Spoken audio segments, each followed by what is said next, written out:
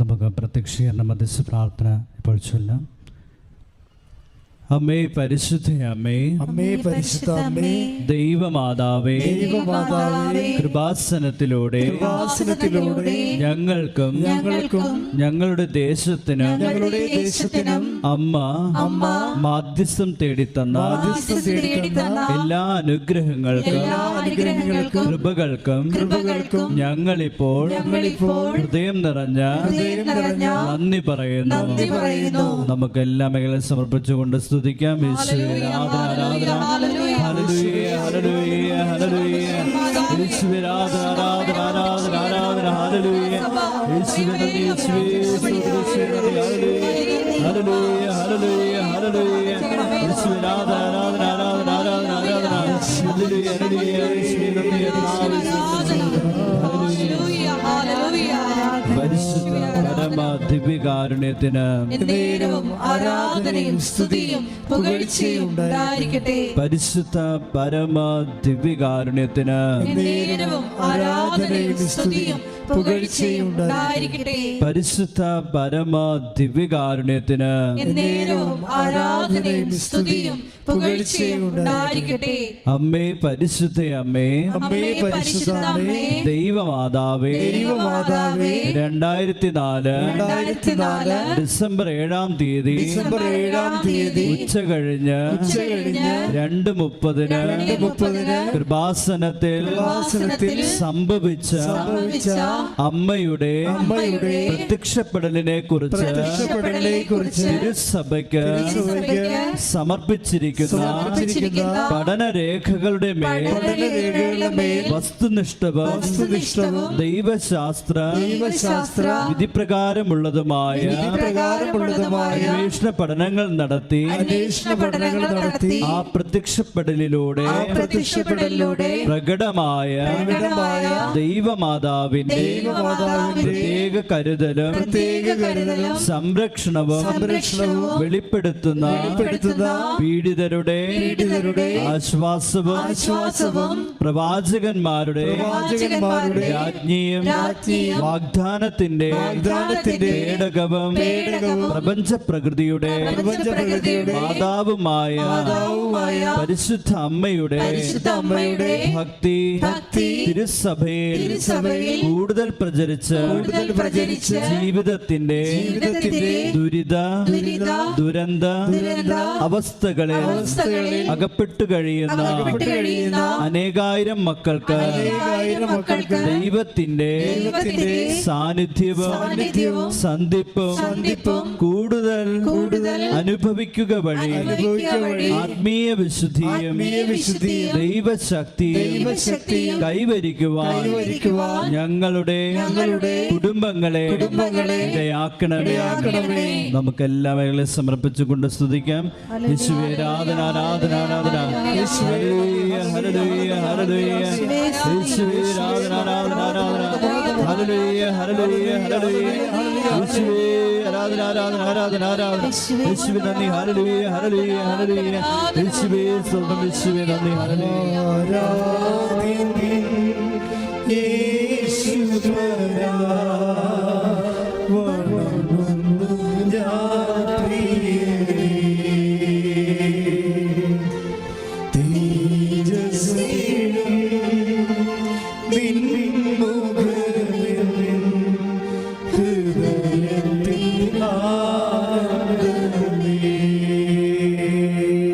പരിശുദ്ധ പരമ ദിവ്യകാരുണ്യത്തിന് ആരാധനയും സ്തുതിയും പുകഴ്ചയും ഉണ്ടായിരിക്കട്ടെ.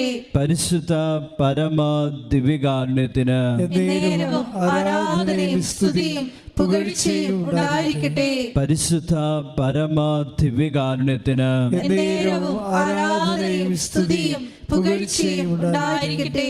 അമ്മേ പരിശുദ്ധ അമ്മേ, അമ്മേ പരിശുദ്ധ അമ്മേ, ഭൂസ്വർലോകങ്ങളുടെ രാജ്ഞിയായ അങ്ങേക്ക് ഭൗമ സംരക്ഷണത്തിനായി പ്രപഞ്ച പ്രകൃതിയെ തന്നെ തിരുസഭ പ്രതിഷ്ഠിക്കുവാൻ ഈ പ്രത്യക്ഷീകരണം വഴി ഇടയാക്കണമേ. നമുക്ക് കർത്താവിനെ സ്തുതിച്ച് മഹത്വപ്പെടുത്താം. യേശുവേ ആരാധന. Hallelujah hallelujah hallelujah. യേശുവേ ആരാധന ആരാധന. ഹല്ലേലൂയ. കർത്താവേ നന്ദി. കർത്താവേ സ്തുതി സ്തോത്രം. Hallelujah hallelujah. യേശുവേ ആരാധന ആരാധന ആരാധന ആരാധന. Hallelujah hallelujah hallelujah. യേശുവേ ആരാധന ആരാധന ആരാധന. ഹല്ലേലൂയ. യേശുവേ ആരാധന. പരിശുദ്ധ പരമ ദിവ്യകാരുണ്യത്തിന് ആരാധനയും സ്തുതിയും പുകഴ്ചയും ഉണ്ടായിരിക്കട്ടെ. പരിശുദ്ധ പരമ ദിവ്യകാരുണ്യത്തിന് ആരാധനയും സ്തുതിയും പുകഴ്ചയും ഉണ്ടായിരിക്കട്ടെ. പരിശുദ്ധ പരമ ദിവ്യകാരുണ്യത്തിന് ആരാധനയും സ്തുതിയും പുകഴ്ചയും ഉണ്ടായിരിക്കട്ടെ. പരിശുദ്ധ അമ്മേ, ജപമാല മാതാവേ, സകല കൃപാസനം പ്രാർത്ഥനകളോടും ചേർത്ത് ഞങ്ങളിപ്പോൾ പ്രാർത്ഥിക്കുന്ന ഈ കുടുംബത്തിന്റെ പ്രത്യേക നിയോഗവും നമ്മുടെ ഓരോരുത്തരുടെ നിയോഗങ്ങളെ സമർപ്പിക്കാം. ഉടമ്പടി എടുത്ത് പ്രാർത്ഥിക്കുന്ന ഓരോരുത്തരും സമർപ്പിച്ചുള്ള നിയോഗങ്ങളും. ആദ്യമായി ഉടമ്പടി എടുക്കാൻ പോകുന്നവരെ വിവിധ നാനാജാതി മതസ്ഥ സംബന്ധിച്ചുള്ള എല്ലാ നിയമങ്ങളും ലോകത്തെയും സഭയെയും ആഗോള കത്തോലിക്ക സഭയെയും അതുപോലെ തന്നെ എല്ലാ സഭാവിഭാഗ ക്രിസ്തീയ കൂട്ടായ്മകളെയും ഈ ലോകജനത മുഴുവനും നമുക്ക് സമർപ്പിക്കാം. ഈ ലോകം നേരിട്ടുകൊണ്ടിരിക്കുന്ന എല്ലാ പ്രതിസന്ധികളിലും അമ്മ മാതാവിൻ്റെ പ്രത്യേകമായ മാധ്യസ്ഥത്താൽ കർത്താവ് ഈ ലോകത്തിന് മേൽ കരുണ ചൊരിയാൻ ഇടയാക്കണമെന്ന് നമുക്ക് മൗനമായി പ്രാർത്ഥിക്കാം.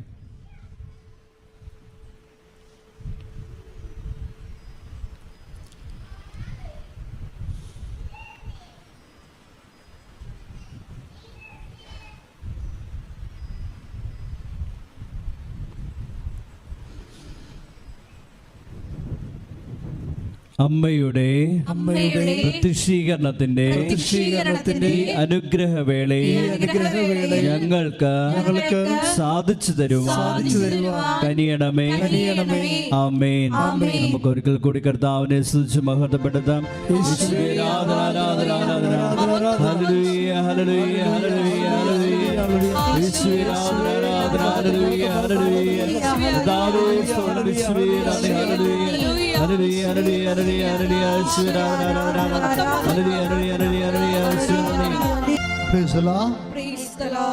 പരിശുദ്ധ പരമ ദിവ്യകാരുണ്യത്തിന് ആരാധനയും സ്തുതിയും പുകഴ്ചയും ഉണ്ടായിരിക്കട്ടെ. പരിശുദ്ധ പരമ ദിവ്യകാരുണ്യത്തിന് ആരാധനയും സ്തുതിയും പുകഴ്ചയും ഉണ്ടായിരിക്കട്ടെ. പരിശുദ്ധ പരമ ദിവ്യകാരുണ്യത്തിന് ആരാധനയും സ്തുതിയും പുകഴ്ചയും ഉണ്ടായിരിക്കട്ടെ. പ്രിയമുള്ളവരെ, ഇക്കാലത്ത് ഏറ്റവും കൂടുതൽ ബൈബിൾ ശാസ്ത്രപരമായി മനസ്സിലാക്കിയാൽ നമ്മൾ അഭൂതപൂർവമായി രക്ഷപ്പെടുന്ന ഒരു ആധ്യാത്മിക പദ്ധതിയാണ് ഉടമ്പടി എന്ന് പറയുന്നത്. നമ്മളിവിടെ അനുവർത്തിക്കുന്ന ഉടമ്പടി മരിയൻ ഉടമ്പടിയാണ്. എൻ്റെ പ്രയോക്താവ് പരിശുദ്ധ അമ്മയാണ്. നിങ്ങളിത് എക്സിക്യൂട്ട് ചെയ്യുമ്പോൾ, ഇത് പ്രയോഗത്തിൽ വരുത്തുമ്പോൾ, അമ്മ മാതാവിൻ്റെ ആധ്യാത്മികതയുടെ അസ്ഥിവാരങ്ങൾ, അതിൻ്റെ ആധ്യാത്മിക ഫ്ലോ, അരൂപിയുടെ flow, the nature of the flow, അരൂപിയുടെ പ്രവാഹത്തിൻ്റെ ഒരു പ്രകൃതി വളരെ ശാസ്ത്രീയമായി മനസ്സിലാക്കിയാൽ നിങ്ങൾക്ക് ഉടമ്പടിയിൽ ഒത്തിരിയേറെ മുന്നോട്ട് പോകാൻ പറ്റും. ഫസ്റ്റ് എനിക്ക് ഇന്ന് നിങ്ങളോട് പറയാനുള്ളത്, ഇപ്പോഴേ ഈ സെക്കൻഡിൽ കർത്താവ് എന്നോട് പറഞ്ഞതാണ്. ഇന്ന് വെളുപ്പിനെ മുതൽ ഈശോ ഒത്തിരിയേറെ വിഷയങ്ങൾ സംസാരിക്കുന്നുണ്ട്. ഞാൻ വളരെ സൈലൻ്റ് ആയിരുന്നു അതെല്ലാം കേൾക്കാൻ വേണ്ടി. കാര്യം പ്രാർത്ഥനാ ദിവസവും അങ്ങനെയാണ്. വെളുപ്പിനേ മുതലേ സംസാരിക്കാൻ തുടങ്ങും. ഇപ്പോൾ ഈശോ ജസ്റ്റ് ഈ സെക്കൻഡിൽ ഞാനിത് പറയുമ്പോൾ നിങ്ങൾ ശ്രദ്ധിക്കണം. ഞാൻ രണ്ടാൾക്കാരുടെ മുമ്പ് നടുക്കാൻ നിൽക്കുന്നത്, ഒന്ന് ജീവിക്കുന്ന കർത്താവിൻ്റെ മുമ്പിലും രണ്ടാമത് മാതാവ് പ്രത്യക്ഷപ്പെട്ട അമ്മ മാതാവിൻ്റെ വെർച്വൽ പ്രസൻസ് ഉള്ള ഒരു സ്ഥലത്ത് ആണ് നിൽക്കുന്നത്. ഞാൻ സംസാരിക്കുന്നത് ഒരു 2 ലക്ഷം മനുഷ്യരോടാണ്. ഒരു ഉടമ്പടി ധ്യാനം കൂടുന്നത് 2 ലക്ഷം മനുഷ്യരാണ്. കഴിഞ്ഞ ചൊവ്വാഴ്ച ധ്യാനം കൂടിയത് ഇപ്പോഴും നോക്കുമ്പോൾ 1,98,000 കഴിഞ്ഞു. അത്രയും മനുഷ്യരോടാണ് കർത്താവ് സംസാരിക്കുന്നത്. അപ്പം അതുകൊണ്ട് തന്നെ നിങ്ങളീ ശുശ്രൂഷ ഒത്തിരിയേറെ ശ്രദ്ധയോടും രക്ഷപ്പെടാനുള്ള അവസാനത്തെ ഒരു സ്ഥലത്ത് ദൈവം നമ്മളെ കൊണ്ടുവന്നിരിക്കുകയാണ്. ദൈവമാണ് കൊണ്ടുവന്നിരിക്കണം എന്നുള്ള ബോധത്തിലെ ശക്തമായി സന്തോഷിച്ചത് കൈയടിച്ച് ശ്രദ്ധിക്കട്ടെ. ഹല്ലേലൂയ, യേശുവേ സ്തോത്രം, ഹല്ലേലൂയ, ഹല്ലേലൂയ, ഹല്ലേലൂയ, ഹല്ലേലൂയ, യേശുവേ നന്ദി, ഹല്ലേലൂയ, ഹല്ലേലൂയ, ഹല്ലേലൂയ. വസിച്ചോട്ടെ പാദങ്ങൾ ചുംബിച്ചോട്ടെ സന്നിധിയിൽ വസിച്ചോട്ടെ പാദങ്ങൾ ചുംബിച്ചോട്ടെ ആരാധിക്കും യേശുവരാ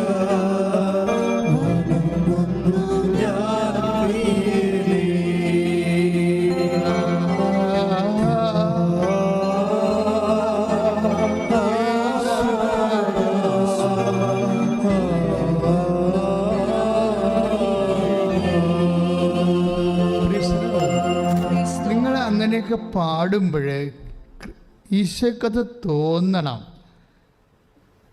മറിച്ച് നിങ്ങളൊരു റോബോട്ടാണെന്ന് തോന്നരുത്. ഈ റോബോട്ടുകളില്ലേ, മനുഷ്യയന്ത്രങ്ങൾ, അവരെ കൊണ്ട് നമുക്ക് പാടിക്കാൻ പറ്റും അല്ലേ? പക്ഷെ അത് ആരാധനയായിട്ട് ദൈവം കണക്കിലെടുക്കത്തില്ല. ആത്മാവും ശരീരവും മനസ്സും ബുദ്ധിയും ബോധവും സ്വയം നിർണായകമായ അവകാശങ്ങളും ഒക്കെ ഉള്ള ഒരാൾക്കാരാണ് നമ്മൾ. റോബോട്ടിന് അതില്ലല്ലോ. നമ്മളെല്ലാം റെക്കോർഡ് ചെയ്ത് വെച്ചിരിക്കുകയല്ലേ, എല്ലാം പ്രോഗ്രാംഡാണ്. വിശ്വാസി ഒരു പ്രോഗ്രാംഡ് അല്ല, പക്ഷേ you are praying as if it is programmed as A robot. അതാണ് സംഭവിക്കുന്നത്. നിങ്ങൾ പ്രാർത്ഥിക്കുന്നത് ഒരു പ്രോഗ്രാംഡ് ചെയ്ത റോബോട്ടിനെ പോലെയാണ്. ഇക്കാര്യം അത് നന്മ നിറഞ്ഞ മറിയത്തിനൊക്കെ വരുന്ന ദുരന്തം അതാ. നന്മ നിറഞ്ഞ മറിയമൊക്കെ പ്രാർത്ഥിക്കുമ്പോഴേ പെട്ടെന്ന് പരിശുദ്ധ മറിയം തമ്പുരാൻ്റെ അമ്മ എന്ന് പറഞ്ഞ് പ്രാർത്ഥിക്കത്തില്ലേ? It is programmed. മറിച്ച് ഓരോ പ്രാർത്ഥനയുടെയും ഓണർഷിപ്പ് അപ്പോഴപ്പോൾ നിങ്ങൾ സൈൻ ചെയ്ത് പോരണം. Signing prayer. നിങ്ങളൊരു പ്രാർത്ഥന നിങ്ങളുടെ ഉള്ളിൽ നിന്ന് പുറത്തേക്ക് വന്നാൽ നിങ്ങൾ അറിയണം ഞാൻ പ്രാർത്ഥിക്കുകയാണ്. പിന്നെ എന്താണ് പ്രാർത്ഥിക്കണമെന്ന് കൂടി അറിയണം. പിന്നെ ആരോടാണ് പ്രാർത്ഥിക്കണമെന്ന് അറിയണം. അപ്പോൾ അഭിഷേകം ഉണ്ടാവും. കൈനെഞ്ചത്ത് വെച്ച് പ്രാർത്ഥിക്കുക. കർത്താവായ ദൈവമേ, ഈ ആരാധനാ ധ്യാന നിമിഷം ഞങ്ങൾ എവിടെയായിരിക്കുന്നു, ആരോട് പ്രാർത്ഥിക്കുന്നു, എന്ത് പ്രാർത്ഥിക്കുന്നു, പ്രാർത്ഥിക്കുമ്പോൾ എന്ത് സംഭവിക്കുന്നു, അതിനെക്കുറിച്ച് ആഴമായ അവബോധം ഉണ്ടാകണമേ. എൻ്റെ അന്തരംഗത്തെ ആത്മാവിൽ അഭിഷേകം ചെയ്യണമേ. എൻ്റെ അന്തരംഗത്തെ ഈ നിമിഷം ആത്മാവിൽ അഭിഷേകം ചെയ്യണമേ. പരിശുദ്ധമേ, ദൈവമാതാവേ, ഞങ്ങൾക്ക് എല്ലാവർക്കും വേണ്ടി ഓൺലൈനിലെ ഈ ആഴ്ചയിലെ ധ്യാനം കൂടുന്ന എല്ലാവരെയും ഇപ്പോൾ അഭിഷേകം ചെയ്യണമേ. വിശ്വാസം വളരട്ടെ, പ്രത്യാശ വളരട്ടെ, ആത്മാവിൽ നിറയട്ടെ, ശ്രദ്ധിക്കട്ടെ.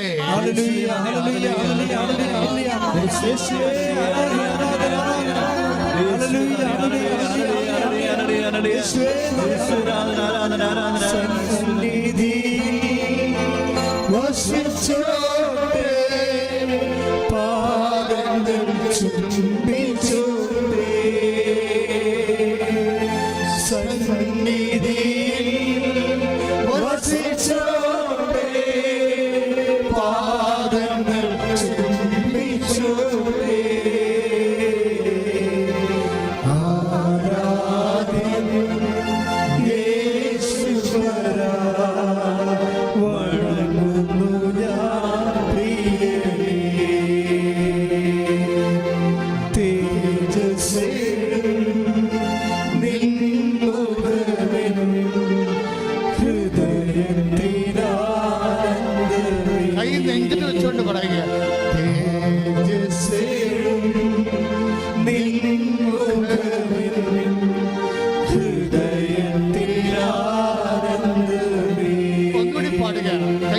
ചോദിച്ചോട്ടെ.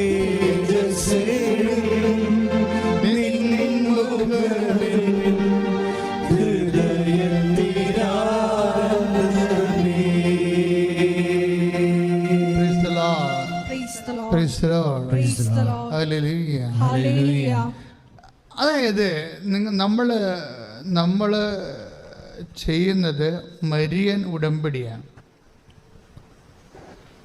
മരിയൻ ഉടമ്പടി ചെയ്യുമ്പോൾ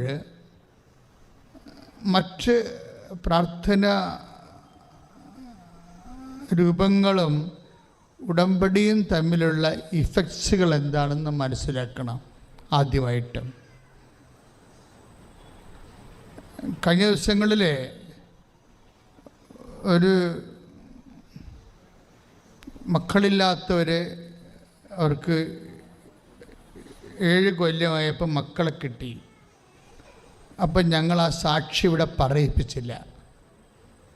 പ്രഭുവച്ചനാണത് നോട്ട് ചെയ്തത്.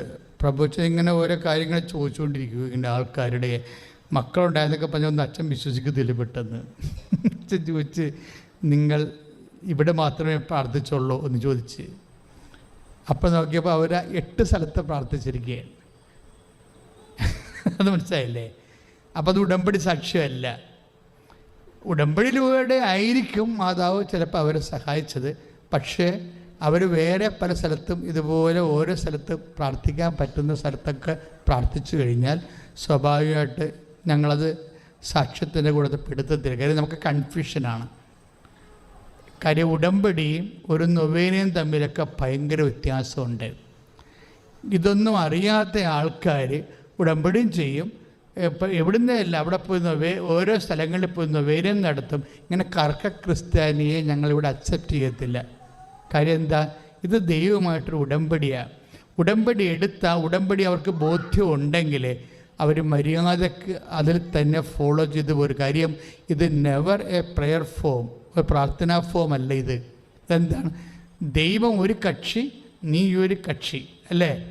ദൈവവും നീയും തമ്മിലുള്ള ഒരു ബൈലാറ്ററൽ എഗ്രിമെൻ്റാണ് ഉടമ്പടി. ആ ഉടമ്പടി വിശ്വാസം ഉണ്ടെങ്കിൽ നിങ്ങൾ പിന്നെ ഓരോരോ തീർത്ഥാടന സ്ഥലത്തൊക്കെ പോയി ഓരോരോ പരിപാടി ചെയ്ത് വെക്കത്തില്ല. അതെപ്പോഴും നമ്മൾ വളരെ ശ്രദ്ധിക്കേണ്ടതാണ്. അതൊരു ഫിഡലിറ്റിയുടെ വിഷയമാണിത്, വിശ്വസ്തതയുടെ. ദൈവത്തോട് ചെയ്ത ഉടമ്പടിയിൽ പിന്നെ നിങ്ങൾക്ക് സംശയമുണ്ട്, അതിലെന്താ വല്ല കുഴപ്പമുണ്ടെങ്കിൽ അത് പരിഹരിക്കാൻ വേണ്ടി അന്തോനിസിൻ്റെ അടുത്തും പോവും, യൂദാസിൻ്റെ അടുത്തും പോവും. എവിടെയെല്ലാം പോയി തൊട്ട് നക്കാം അവിടെയൊക്കെ തൊട്ട് നക്കി. ഈ തൊട്ട് നക്കി നടക്കുന്ന കക്ഷികൾ ദയവായിട്ട് ഉടമ്പടി ചെയ്യരുതെന്നാണ് എൻ്റെ അഭിപ്രായം. എന്താ കാര്യത്തിൽ നിങ്ങൾക്ക് ഉടമ്പടിയെക്കുറിച്ചൊന്നും അറിയത്തില്ല. ഉടമ്പടി നിങ്ങൾ ഓർക്കണം, അതുപോലെ ഒരു പ്രാർത്ഥനാ രൂപമായി. It's not a prayer form at all. എന്താ കാര്യം? ഇതൊരു പ്രാർത്ഥനാ രൂപമല്ല. ഇതെന്ന് പറയേണ്ടത് ഒരു പദ്ധതിയാണ്. പദ്ധതി ഒരു മനുഷ്യൻ കണ്ടുപിടിച്ച പ്രാർത്ഥനാ രൂപമല്ല ഇത്. ഇതിൻ്റെ പ്രൈമറി ഇനിഷ്യേറ്റീവ് ആരാണ്? ഉടമ്പടിയുടെ പ്രൈമറി ഇനിഷ്യേറ്റീവ്, പ്രാഥമിക പ്രയോക്താവ് ആരാണത്? ദൈവമല്ലേ? എവിടെയെല്ലാം ഉടമ്പടി തുടങ്ങിയിട്ടുണ്ടോ അവിടെയെല്ലാം ദൈവമാണ് മുൻകൈ എടുത്തിരിക്കുന്നത്. ദൈവം മുൻകൈ എടുത്ത വേറെ ഒരു പ്രാർത്ഥനയുള്ള കുർബാന മാത്രമേ ഉള്ളൂ, വേറെ ഒന്നുമില്ലല്ലോ. അതൊരു ഉടമ്പടിയാണ്. ദൈവം മുൻകൈ എടുത്ത് ചെയ്ത ഈ മരിയൻ ഉടമ്പടിയല്ല, അത് വേറെ ഒരു പ്രാർത്ഥനയേ ഉള്ളൂ. എന്താണത്? അത് പരിശുദ്ധ കുർബാനയാണ്. അതൊരു ഉടമ്പടിയാണ്. അത് നിത്യതയെ ബാധിക്കുന്ന ഉടമ്പടിയാണ്. മരിയൻ ഉടമ്പടി ഭൗതികമായ വിഷയങ്ങളെ കൂടുതൽ ഉന്നമനത്തിൽ കൂടുതൽ ഫോക്കസ് ചെയ്യുന്നൊരു പ്രാർത്ഥനയാണ്. പരിശുദ്ധ കുർബാന ഈശോ സ്ഥാപിച്ചത് ഭൗതികമായ ഉന്നമനത്തെ അല്ല അത് ഫോക്കസ് ചെയ്യണത്. പിന്നെന്താണ്? നിത്യതയാണ് ഫോക്കസ് ചെയ്യണത്. തമ്മിൽ മനസ്സിലാക്കണം. പിതാക്കന്മാർ മരുഭൂമി വെച്ച് മന്ന ഭക്ഷിച്ചു എന്ന് ഞാൻ എപ്പോഴും പറയും. അതുപോലല്ല ഈ അപ്പം. അപ്പം ഭൗതികമല്ല എന്നർത്ഥം ഉറപ്പല്ലേ? കുർബാന ഭൗതികമല്ലെന്ന് ഉറപ്പല്ലേ? പിതാക്കന്മാർ മരുഭൂമി വെച്ച് മന്ന ഭക്ഷിച്ചു, അതുപോലെ അല്ല ഈ അപ്പം. റീഡ് ദ വേഴ്സുകൾ. ശ്രുതികട ഹല്ലേലൂയ.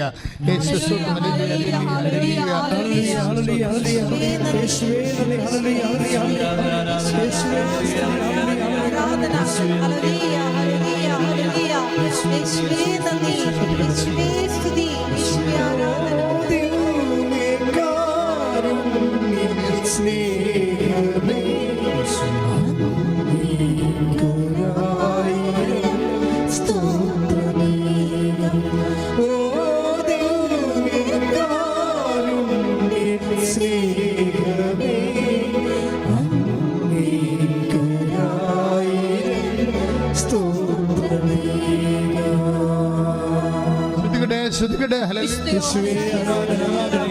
ഹല്ലേലൂയ, ഹല്ലേലൂയ,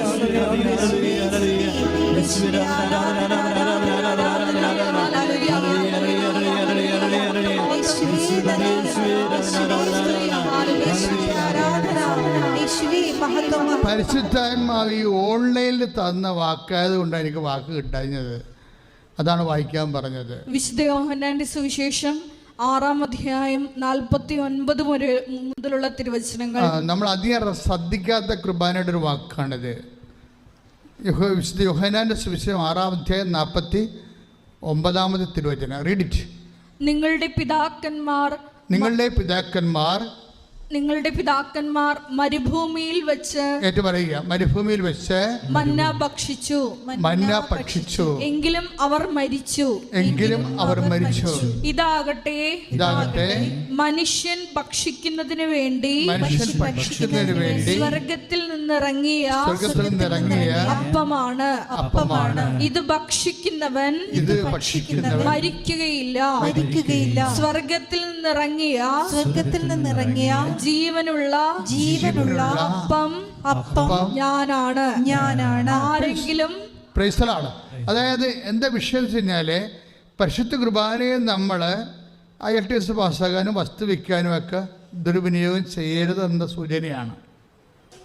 അത് നടക്കത്തില്ല എന്നല്ല. എന്താ പ്രശ്നം വെച്ച് കഴിഞ്ഞാൽ, നിങ്ങൾ അതിനെ റഷ് ചെയ്യുമ്പോൾ, കുർബാന അനുദിന ജീവിതത്തിന് വേണ്ടി മാത്രം കുർബാനയെ റഷ് ചെയ്യുമ്പോൾ ഉണ്ടാകുന്നൊരു കുഴപ്പം, കുർബാനയുടെ ultimate aim you will miss it. കുർബാനയുടെ ഉദ്ദേശം എന്താണ്? നിത്യതയാണ്. ഇപ്പം അത് ഉടമ്പടിയാണ്.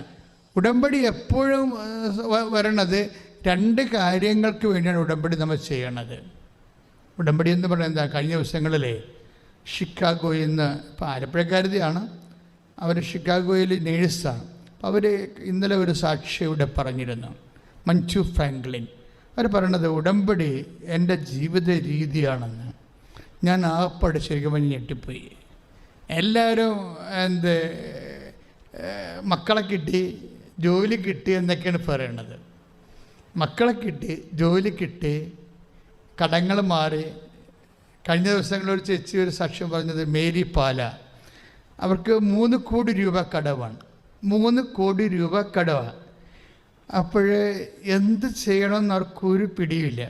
ഉടമ്പടി പുതുക്കി കഴിഞ്ഞ് ഇപ്പോഴേ എമർജൻസി കേസെല്ലാം എടുക്കുന്നുണ്ടല്ലോ. എമർജൻസി ആയാൽ മതി, അതിൻ്റെ രേഖ ഉണ്ടെങ്കിൽ അപ്പം തന്നെ ഞാൻ നിങ്ങളെ വിളിച്ച് സംസാരിക്കും. പണ്ടങ്ങനെ ചെയ്യത്തില്ലായിരുന്നു. പണ്ട് ഉടമ്പടി 3 പുതുക്കിയിട്ട് ഉടമ്പടി തന്നെയാണ് അവർ നിൽക്കുന്നതെന്ന് എനിക്ക് ഉറപ്പ് വന്നാൽ മാത്രമേ അവരെ വിളിക്കത്തുള്ളായിരുന്നു. ഇപ്പം അങ്ങനെയല്ല. ഉടമ്പടി ഇന്നാണ് നിങ്ങൾ ഉടമ്പടി എടുത്തത്, പക്ഷേ വിഷയം നിങ്ങളുടേത് ഭയങ്കര ഗൗരവമുള്ളതാണെങ്കിൽ നിങ്ങൾക്ക് ഇനി മുന്നോട്ട് പോകാൻ പറ്റത്തില്ലെങ്കിൽ അപ്പം വിളിപ്പിക്കും. പക്ഷേ നിങ്ങളുടെ ഡോക്യുമെൻ്റ് കരുതിയേക്കണം. കൃപാസന്ധ്യ വരുമ്പോൾ നിങ്ങളെപ്പോഴും ശ്രദ്ധിക്കേണ്ട, ഇനി എപ്പോഴും ശ്രദ്ധിക്കേണ്ട ഇതാണ്, എന്ത് ഡ്രാസ്റ്റിക് കണ്ടീഷനാണ് നിങ്ങൾ പോകുന്നത്, അതിൻ്റെ ഡോക്യുമെൻ്റ് കരുതണം. ആ ഡോക്യുമെൻ്റ് ഓഫീസിൽ കാണിച്ചാൽ പിന്നെ തർക്കിക്കേണ്ട, വിശദീകരിക്കേണ്ട, കരയേണ്ട ആവശ്യമൊന്നുമില്ല. ചില ആൾക്കാർ കരഞ്ഞൊക്കെ പറയും. അങ്ങനെ കരേണ്ട ആവശ്യമില്ല. എന്ത് കാര്യത്തിലാണ് ഇപ്പോൾ കരയേണ്ടത്? അപ്പം നിങ്ങൾ നിങ്ങളുടെ ഡോക്യുമെൻ്റ് കാണിക്കുക. ഇത് ജപ്തി നടപടി ഇതാണ് അടുത്ത ആഴ്ച ഓപ്പറേഷനാണ്, മറ്റൊന്ന് സ്കാനിങ് ആണ്. അപ്പം മറ്റൊന്ന് സ്കാനിങ് ആണെന്നൊക്കെ പറഞ്ഞു കഴിയുമ്പോൾ ചിലപ്പോൾ ഒറ്റ പ്രാർത്ഥന കഴിയുമ്പോൾ സ്കാൻ കാണത്തില്ല. കഴിഞ്ഞ ദിവസങ്ങളൊരു സാക്ഷ്യം ഉണ്ടായത്, അവിടെ സാക്ഷ്യം നെയ്യാറ്റിൻകര റീന എന്നവരുത്താണ്. അവരുടെ ഭർത്താവ് ഇങ്ങനെ ചെരിഞ്ഞ് പോകും. പെട്ടെന്ന് സംഭവിക്കണം, ചെരിഞ്ഞ് പോകും. അപ്പോൾ ഇവരെ കൊണ്ട് CT സ്കാൻ ചെയ്തപ്പോൾ ഇവരുടെ ബ്രെയിൻ്റെ അത്ര മുഴ സിസ്റ്റം വളർന്നു വരികയാണ്. അത് ഓപ്പറേറ്റ് ചെയ്ത് കഴിഞ്ഞാൽ പാരലൈസ് ആവും. അപ്പോൾ റിസ്ക്കിയാണ്. എത്ര നാളിങ്ങനെ കിടക്കുമെന്ന് അറിയത്തില്ല. ഈ ഇതുപോലെയൊക്കെ വെൻറ്റിലേറ്ററിലൊക്കെ കിടക്കുമെന്ന് അറിയത്തില്ല. അപ്പോൾ ഇവർക്ക് ഭയങ്കര പേടി, സങ്കടമൊക്കെ ആയി.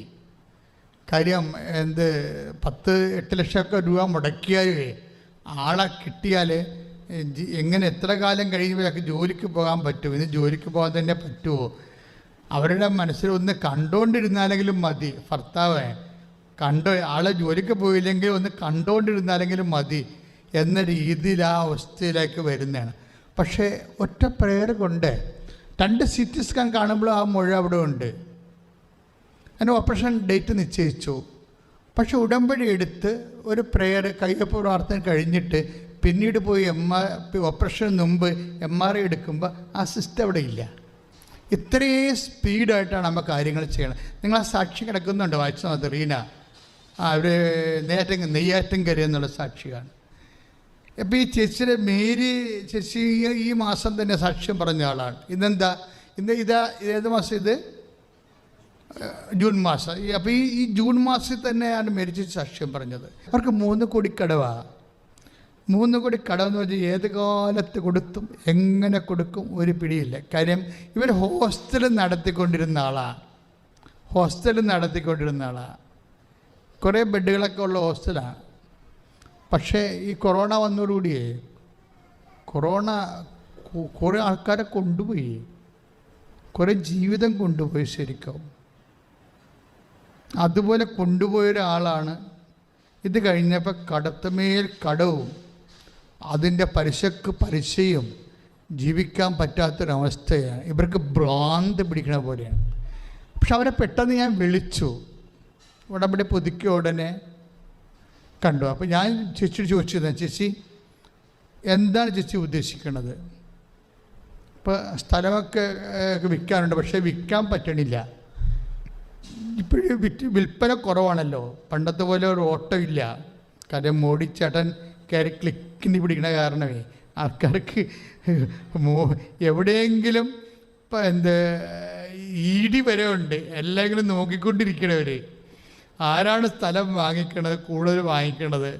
അവിടെ സോഴ്സ് ഉടനെ നമ്മളൊന്നും പറയേണ്ട കാര്യമില്ല, ഓട്ടോമാറ്റിക് സെൻഡിങ് ആണ് ഡൽഹിയിലോട്ട്, ED ഓഫീസിലോട്ട്. അതായത് ഇപ്പം ജെന്യുവിൻ സോഴ്സ് അല്ലെങ്കിൽ, ഇനി അതാണെങ്കിൽ പോലും ഗവൺമെൻറ് പറയും നിങ്ങൾ സ്ഥലം വിറ്റ് എന്ന് പറഞ്ഞിട്ട് അതിന് പകരം വേറെ സ്ഥലം വാങ്ങിക്കാൻ പറയും. വിറ്റ ആൾക്കാർ തന്നെ വാങ്ങിക്കാൻ പറയും, കുറച്ച് സ്ഥലം വാങ്ങിക്കാൻ പറയും 2 സ്ഥലത്തേക്കും. ഇക്കണോമി നാഷണൽ ബേസ്ഡ് കൺട്രോൾഡാണ് ശരിക്കും. അത് നിങ്ങളെ പഴയ ഇക്കോണമി പരിശോധിച്ചാൽ മനസ്സിലാവും. നമ്മളതിൻ്റെ അകത്ത് ഗുണവും ദോഷം പറയുകയല്ല, നാഷണൽ ബേസ്ഡ് ഇക്കോണമി കൺട്രോൾഡാണ്. അത് പണ്ടത്തെ കുത്തഴിഞ്ഞൊരു പോക്കും ഇപ്പോഴത്തെ നോക്കുമ്പോൾ മനസ്സിലാകും നമുക്കത്. എന്താ വിഷയം എന്ന് വെച്ച് കഴിഞ്ഞാൽ ഇതോടുകൂടി എല്ലാം ബ്ലോക്കുണ്ട്. ശരിക്കും കുറേ ആൾക്കാർ കുരുങ്ങിയിട്ടുണ്ട്, അത് സത്യമായ കാര്യമാണ്. പക്ഷേ ഇതിൻ്റെ അകത്ത് വരുന്നത് ചെസ്സിയെ സംബന്ധിച്ചിടത്തോളം ഈ മുന്നോട്ട് പോകാൻ ഒരു മാർഗമില്ല. മറ്റൊക്കെ ഇങ്ങനെ ഊഹക്കച്ചവടം മാറി ആരും എടുക്കത്തില്ല, അങ്ങോട്ടും ഇങ്ങോട്ടും അഡ്വാൻസ് കൊടുത്ത് കളിക്കല്ലേ. പ്രമാണം എഴുതത്തില്ല, അഡ്വാൻസ് കൊടുത്ത് ആൾക്കാരിങ്ങനെ കൈമാറിക്കൊണ്ടിരിക്കണം. ഭൂമി അവിടെ കിടക്കും. ഒരു കാലത്ത് ഡോക്യുമെൻറ്റേഷൻ നടക്കത്തില്ല, കാശ് മാത്രം കൈമാറിക്കൊണ്ടിരിക്കും. ഗവൺമെൻറ് 5 പൈസ കിട്ടത്തുമില്ല. അതുകൊണ്ടാണ് ഇപ്പോൾ ഇങ്ങനെയൊക്കെ വന്നിരിക്കുന്നത്, ഈ രീതിയിലേക്ക് ആയിപ്പോയത്. അപ്പം ഞാൻ ചേച്ചി ഇത് മുന്നോട്ട് കൊണ്ടുപോകാൻ ഉദ്ദേശിക്കുന്നുണ്ടോ, അത് വിറ്റ് മാറ്റാൻ ഉദ്ദേശിക്കുന്നുണ്ടോ എന്ന് ചോദിച്ചു. ഇത് മുന്നോട്ട് ഹോസ്റ്റൽ ബിസിനസ് മുന്നോട്ട് കൊണ്ടുപോകാൻ ഉദ്ദേശിക്കുന്നുണ്ടോ, വിറ്റ് മാറ്റാൻ ഉദ്ദേശിക്കുന്നുണ്ടോ എന്ന്. അപ്പോൾ എന്നോട് പറഞ്ഞു, എനിക്കൊന്നും അറിയാൻ പാടില്ല, അച്ഛൻ പറയുമെന്ന് പറയും. അപ്പോൾ എൻ്റെ മനസ്സിൽ അപ്പോഴൊക്കെ പരിശുദ്ധാത്മാ പറഞ്ഞുകൊണ്ടിരിക്കുന്നത് ഈ വിറ്റ് കളയണം എന്നാണ് പറയണത്. അപ്പോൾ ഞാനൊരു കാശ്വരം എടുത്തിട്ട് ഈശോ എടുത്ത് വെച്ച് അമ്മയെടുത്ത് കൊണ്ടുവന്നിട്ട് പ്രാർത്ഥിച്ചിട്ട് ഞാൻ പറഞ്ഞു, അമ്മേ ഇത് വിറ്റ് കളയണം. ഈ കാര്യം എന്താ വെച്ചാൽ ഇവരുടെ പ്രായം ഇത്തിരി മോശമാണ്. ഇവർ ജോലി എടുക്കാനാണ് ഉദ്ദേശിക്കണമെങ്കിൽ ഈ ബുദ്ധിയോടും ശക്തിയോടും കൂടിയൊക്കെ എല്ലായിടത്തും നമുക്കൊരു 10 പൈസ ഉണ്ടാക്കണമെങ്കിൽ എന്തുമാത്രം ഓട്ടം ഓടണം, എന്തുമാത്രം യാത്ര ചെയ്യണം, എന്തുമാത്രം ഓർമ്മ വേണം, എന്തുമാത്രം കാര്യങ്ങൾ യൂത്ത് അല്ലെങ്കിൽ ഒരു 10, 40, 45 വയസ്സ് വരെയൊക്കെ ഫ്ലോ ഉണ്ടെങ്കിൽ അങ്ങനെ പോകും. ഒരു ബ്ലോക്ക് വന്നിട്ട് പിന്നെ റീസ്റ്റാർട്ട് ചെയ്യുമ്പോൾ അതിൻ്റെതായിട്ടുള്ള ബുദ്ധിമുട്ടുകളൊക്കെ ഉണ്ടാകും. അപ്പം എൻ്റെ മനസ്സിൽ പറഞ്ഞത് ഈ ചേച്ചിക്ക് സമാധാനം കിട്ടാൻ വേണ്ടി നല്ലത് വിറ്റ് കളയാണ് നല്ലതെന്ന് എൻ്റെ മനസ്സിൽ പറഞ്ഞു. അപ്പം ഞാൻ അമ്മയോട് പറഞ്ഞു, അമ്മ അത് വിറ്റ് കളയട്ടെ, അല്ലെങ്കിൽ ആച്ചി എടുത്ത് ജീവിക്കത്തില്ലെന്ന് പറഞ്ഞു. അപ്പോൾ ഈ 2-3 കൊല്ലം ഇത് വിൽക്കാതെ ഇരുന്ന സാധനം ആ കാശും കൊണ്ട് വിശ്വാസ പ്രമാണം പ്ലേസ് ചെയ്ത് 2 ആഴ്ചക്കുള്ളിൽ അത് വിറ്റ് മാറുക തന്നെയല്ല, വീട് സ്ഥലവും ഹോസ്റ്റലും മൊത്തം വിറ്റ്. വിറ്റിട്ട് എന്താ സംഭവിച്ചിരിക്കുന്നത്? കടങ്ങളെല്ലാം മാറിയിട്ട് പുതിയൊരു വീട് ആ വാർഡിൽ തന്നെ മേടിക്കുകയാണ്.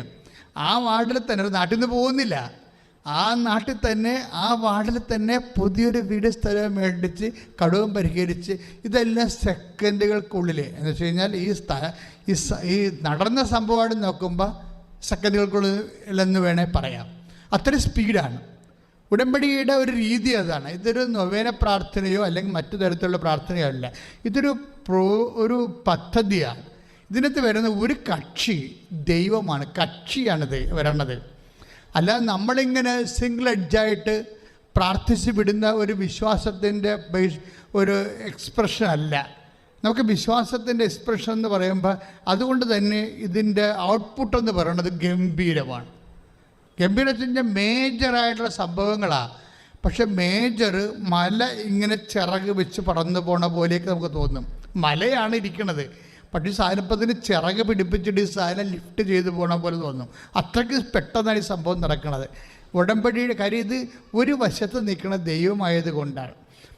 മാതാവിനെ പരിശുദ്ധാത്മാവ് നൽകിയ മാതാവിനെ നമ്മൾ കുറേ പേര് വെക്ക് പറഞ്ഞു വിളിക്കത്തില്ലേ? എല്ലാം സത്യമായ പേരുകളാണ്. ഒരു പേരെന്താണ്? ബോധജ്ഞാനത്തിൻ്റെ സിംഹാസനം. അതാണ് ഇന്ന് ഇടിവെട്ട് സാധനം. ബോധജ്ഞാനം എന്ന് വെച്ചാൽ നിൻ്റെ കുടുംബം, നിൻ്റെ കുഞ്ഞുങ്ങൾ, നിൻ്റെ ഭാവി എല്ലാം രക്ഷപ്പെടുത്താനുള്ള ബോധജ്ഞാനം ഇവർക്കുണ്ട്. ഇവിടെ ബോധജ്ഞാനം ഉണ്ടാകാൻ കാരണം വെച്ച് കഴിഞ്ഞാൽ ബോധജ്ഞാനം എല്ലാവർക്കും ഉണ്ട്, അതിനൊരു സംശയമില്ല. പക്ഷെ ബോധജ്ഞാനം ഉണ്ടാകുന്നതിനേക്കാളുപരി ഈ ബോധജ്ഞാനം പ്രവർത്തിക്കാനുള്ളൊരു ഫോർമാറ്റില്ലേ, അവിടെയാണ് മേരി നമ്മളെക്കൊന്ന് വ്യത്യസ്തയാകണത്. അതുകൊണ്ട് ഇപ്പോൾ അമ്മയെ കാണുമ്പോൾ എന്താ മാലാഖ പറഞ്ഞത്? അമ്മയെ കാണുമ്പോഴേ മാലാഖ എന്താ പറഞ്ഞ? കമൻറ്റ് ചെയ്യണേ എന്താ? ദൈവകൃപ നിറഞ്ഞവളെ സ്വസ്തി. അതാണ്. ഇപ്പം ലുക്ക 1:28 ഇടിവെട്ട് വചനമാണ്. ലുക്ക 1:28 ഒന്ന് പറഞ്ഞ ദൈവകൃപ നിറഞ്ഞവളെ സ്വസ്തി, കർത്താവ് നിന്നോട് കൂടെ. അത് ഉടമ്പടി സ്റ്റാർട്ട് ചെയ്യുമ്പോൾ ദൈവത്തിന് ഫസ്റ്റ് സല്യൂട്ടേഷനാണ് കർത്താവ് നിന്നോട് കൂടെ എന്നുള്ളത്. The presence of God.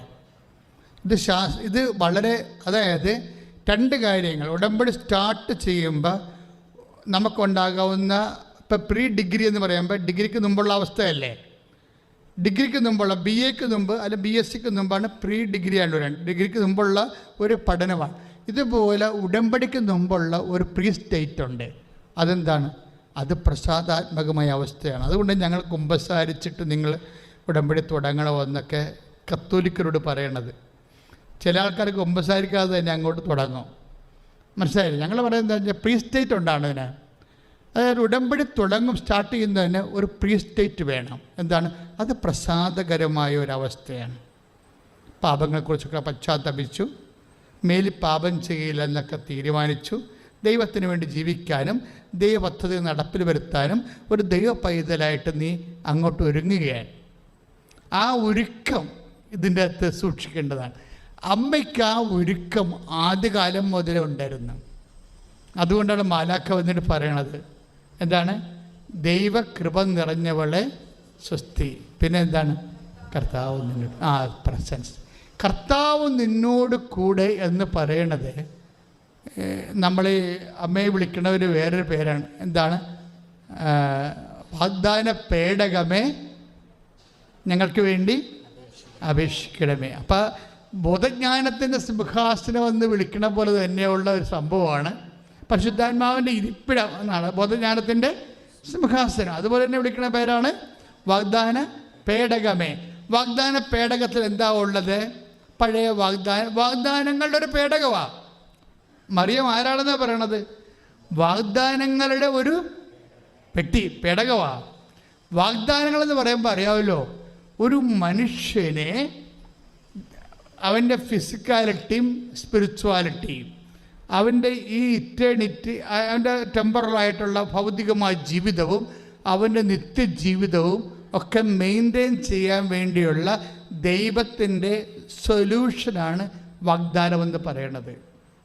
പിടിയിടിയ വാഗ്ദാനമെന്ന് പറയണത് ദൈവം തരുന്ന ദേശത്ത് പെറ്റുപെരുകി വിശ്വസ്തയോടെ അഭിവൃദ്ധിയോട് ജീവിക്കാനുള്ള ആധ്യാത്മികവും ഭൗതികവുമായ സംവിധാനത്തിനാണ് ഉടമ്പടി എന്ന് പറയുന്നത്.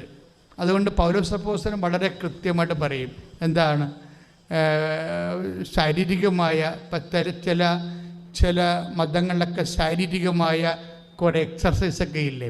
അപ്പോൾ പൗലോസ് അപ്പോസ്തലൻ പറയും ഇതൊക്കെ കൊണ്ട് കുറച്ച് കാര്യങ്ങൾ കൊണ്ട് ഇല്ലെന്നൊന്നും ബൈബിൾ പറയത്തില്ല. ഒരു ഫിസിക്കൽ എക്സർസൈസ് എന്ന രീതി ബൈബിളിൽ ഇതുകൊണ്ട് കുറച്ച് പ്രയോജനമുണ്ട്. 1 തിമോത്തി 4 ഒന്ന് വായിച്ചോളൂ. ശാരീരികമായ പരിശീലനം കൊണ്ട് ഏറ്റവും പറയുക ശാരീരികമായ പരിശീലനം കൊണ്ട് കുറച്ച് പ്രയോജനമുണ്ട്. ക്ലിയർ. അതായത് നോക്കിയേ, അതായത് ശാരീരിക അപ്പം ചില പ്രാർത്ഥനാ രീതികളൊക്കെ കാണുമ്പോൾ അത് ശാരീരികമായ പ്രയോജനം രീതികൾ കൊണ്ട് ആ രീതികൾ ശാരീരികമായ കുറച്ച് പ്രയോജനമുണ്ട്. അത് തെറ്റല്ല, ശരിയായ കാര്യമാണ്. മനുഷ്യൻ്റെ ഭൗതികമായ എക്സസൈസും അതുപോലെ തന്നെയുള്ള അതിൻ്റെ ആയുസ്സുമൊക്കെ ആയിട്ട് കുറേയധികം ബന്ധമുണ്ട്. എന്നാൽ ശ്രദ്ധിക്കുക, എന്നാൽ ആത്മീയത എല്ലാവിധത്തിലും വിലയുള്ളതാണ്. പൗലോസ് അപ്പോസ്തലൻ ഇതിനെ ആത്മീയതയുമായിട്ട് ബന്ധപ്പെടുത്തുന്നില്ല. വചനത്തിൻ്റെ റൂട്ട് അതാണ്. എന്നാൽ ഇത് ആത്മീയതയല്ല, അത് എക്സർസൈസാണെന്നാണ് പറയണത്. എക്സർസൈസ് ആർക്കൊന്നും ചെയ്യാമല്ലോ. എന്നാൽ അടുത്ത വായിച്ചേ.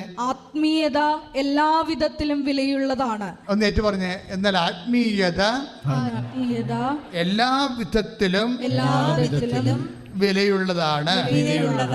1 തിമോത്തി 4:8 അടുത്ത വചനം വായിക്കുക. എന്തുകൊണ്ടെന്നാൽ അത് ഏറ്റു പറയുക, അത് ഈ ജീവിതത്തെയും വരാനിരിക്കുന്ന ജീവിതത്തെയും സംബന്ധിക്കുന്ന വാഗ്ദാനങ്ങൾ ഉൾക്കൊള്ളുന്നു.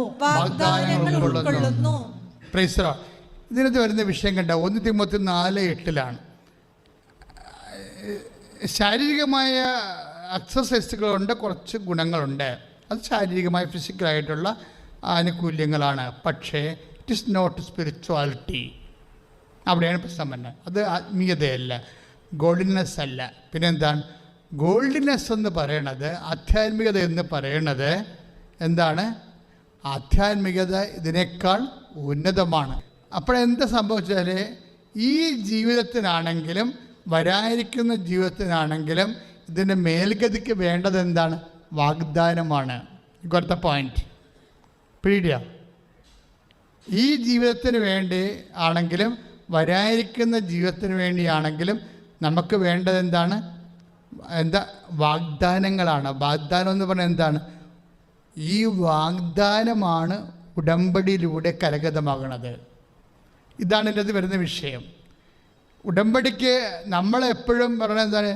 ഈശോമിശ വാഗ്ദാനങ്ങൾക്ക് ഞങ്ങൾ യോഗ്യരാകുവാൻ സർവേശ്വര പരിശുദ്ധ മാതാവ് ഞങ്ങൾക്ക് വേണ്ടി അപേക്ഷിക്കുന്നു. അപ്പോൾ വാഗ്ദാനങ്ങൾക്ക് വേണ്ടി നമ്മൾ യോഗ്യരാകാൻ വേണ്ടി ദൈവം മാധ്യസ്ഥയായി വെച്ചിരിക്കുന്നത് പരിശുദ്ധ ആയിരിക്കുന്നത് ഈ കാനായിലെ കല്യാണത്തിലെ ആശയ പരിസരത്തിൻ്റെ ഭാഗത്തുനിന്ന് വരുന്ന ഒരു പുതിയ ദൈവത്തിൻ്റെ വെളിപാടാണ്. എന്ന് വെച്ചാൽ ഈ ജീവിതം മാത്രമല്ല,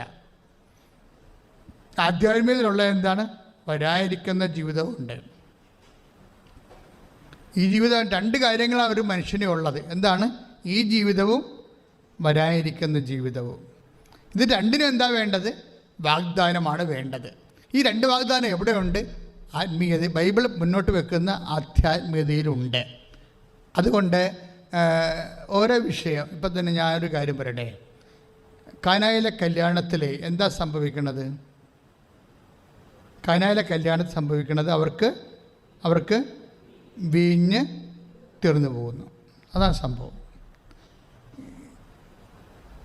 വീഞ്ഞ് തീർന്നു പോകുന്ന അമ്മ ഇവിടെ വിജയിക്കണ എന്താ സംഭവം എന്നറിയാവോ? പെട്ടെന്ന് ഈ വിഷയത്തെ ദൈവ തിരുസേനയിലേക്ക് ഉയർത്താൻ വിത്തിൻ നോ ടൈം, ഒരു സെക്കൻഡ് തോട്ടില്ലാതെ പ്രൈമറി ലൈറ്റ്നിങ് റഷിങ് വന്നതാണ് ഇതിൻ്റെ വിജയമെന്ന് പറയണത്. ഇത് പറഞ്ഞ മനസ്സിലായില്ലേ? കാര്യം ഒരു വിഷയം ഉണ്ടാകുമ്പോൾ ഒരു മനുഷ്യൻ ദൈവത്തിൻ്റെ അടുത്ത് വരുന്നത് എപ്പോഴാണ്? ആശുപത്രിയിലൊക്കെ പോയി ഡോക്ടറെ കണ്ട് അവിടെ നിന്നൊക്കെ തള്ളി വീടിന് കടം വന്ന് അതിന് ലോണൊക്കെ എടുക്കാൻ നോക്കി ബാങ്കുകാരെ തള്ളി മൊത്തം തള്ളം മേടിച്ച് കഴിയുമ്പോഴാണ് കർത്താവിൻ്റെ അടുത്ത് ഇല്ലേ? ഇവിടെയാണ് പ്രോബ്ലം. നിങ്ങൾ പരാജയപ്പെടുന്നത് ഇവിടെയാണ്. കണ്ടവനൊക്കെ പിടിച്ച് കഴുത്ത് തള്ളി കഴിയുമ്പോഴാണ് കർത്താവിൻ്റെ അടുത്ത് ഒടിഞ്ഞു മടങ്ങി വരണത്. This is wrong. അമ്മ അങ്ങനെയല്ല, അവിടെയാണ് വിഷയം.